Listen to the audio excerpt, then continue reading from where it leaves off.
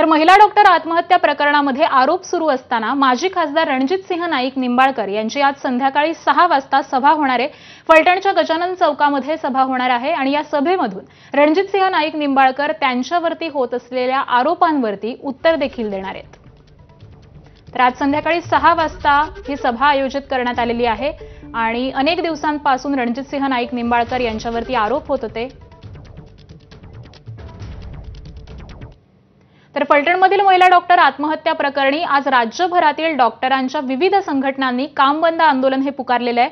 मार्ड सोबतच आयएमए, अस्मी मार्ड या सर्व डॉक्टरांच्या संघटना या आंदोलनामध्ये सहभागी झालेल्या आहेत। महिला डॉक्टर आत्महत्या प्रकरणात सखोल आणि योग्य दिशेने चौकशीच्या मागणीसाठी आणि डॉक्टरांच्या सुरक्षिततेच्या दृष्टीने उपाययोजना कराव्यात या मागणीसाठी आज हे काम बंद आंदोलन पुकारण्यात आले आहे। महिला डॉक्टर आत्महत्या प्रकरणाचा तपास हा योग्य दिशेने होत नसल्याचा आरोप डॉक्टरांच्या संघटनांनी केलेला आहे।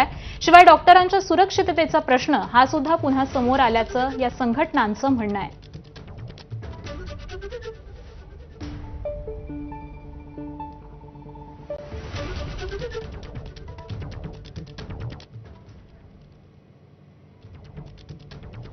आणि यानंतर आपण ही पुढची दृश्य काही पाहतोय। राष्ट्रवादी काँग्रेस पक्षाची आज वरळी डोम येथे जिल्हानिहाय बैठक पार पडणार आहे आणि या बैठकीच्या निमित्तानं राष्ट्रीय अध्यक्ष अजित पवार, प्रदेशाध्यक्ष सुनील तटकरे आणि पक्षाच्या स्थानिक स्वराज्य संस्थांच्या निमित्तानं ही आढावा बैठक इथं पार पडणार आहे। स्थानिक स्वराज्य संस्थांच्या अनुषंगानं, निवडणुकींच्या अनुषंगानं परिस्थितीचा आढावा या बैठकीमध्ये घेतला जाणार आहे।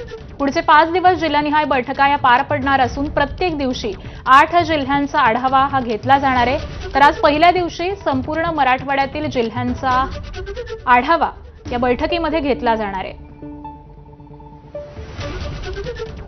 तर दरम्यान वरळी डोम इथल्या बैठकीच्या तयारीचा आढावा घेतला आहे आमच्या प्रतिनिधींनी, तोही पाहूया। आगामी स्थानिक स्वराज्य संस्थांच्या निवडणुका अगदी तोंडावर आहेत आणि आता यासाठी प्रत्येक पक्षानं कंबर कसल्याचं पाहायला मिळत आहे। मुंबईतल्या वरळी डोम इथं राष्ट्रवादी काँग्रेस पक्षाची काही वेळातच जिल्हानिहाय बैठकीला सुरुवात होते।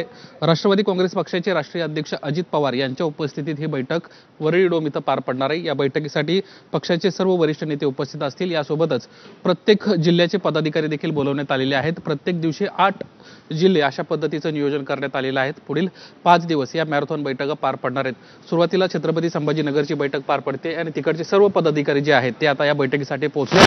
काही वेळामध्ये या बैठकीला सुरुवात होणार आहे।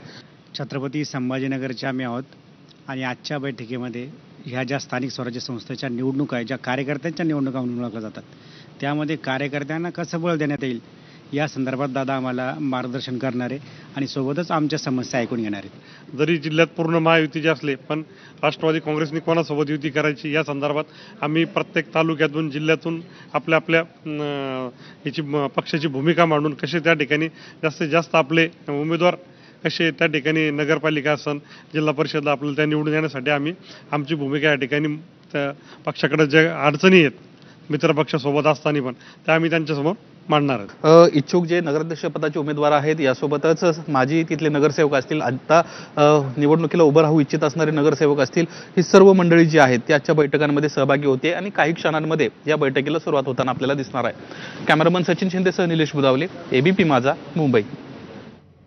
आणि पुढची बातमी आहे नाशिकच्या राजकारणासंदर्भातली। आगामी स्थानिक स्वराज्य संस्थांच्या निवडणुकीच्या तोंडावरती भाजप